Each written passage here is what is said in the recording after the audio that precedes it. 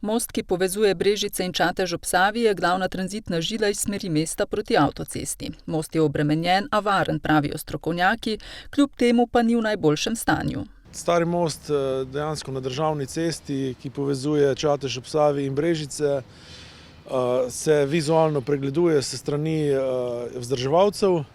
Prav tako je bil po zadnjih potresih na Hrvaškem pregledan tudi s strani Direkcije za infrastrukturo.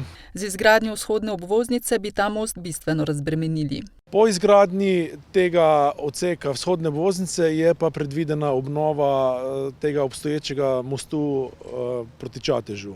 Projektno dokumentacijo za obnovo so že pripravili. Ker gre za državni most, ga naj bi po dodatku k protokolu, podpisanemu leta 2017, obnovila Direkcija za infrastrukturo. Po sami obnovi mostu bo ta most predan v upravljanju občine Brežice.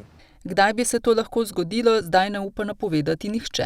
Gradnja tega dela obvoznice oziroma novega mostu sovpada z izgradnjo mokriške hidroelektrarne, ki pa trenutno miruje.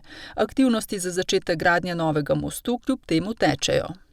Trenutno se izvajajo sami odkupi zemljišč. Izvedena je bila geodetska odmera, odkupi se vršijo, tako da tudi v tem postopku sodeluje tudi občina finančno. Most so sicer nekoliko razbremenili z odprtjem obnovljenega starega železnega mostu čez Savo in Krko.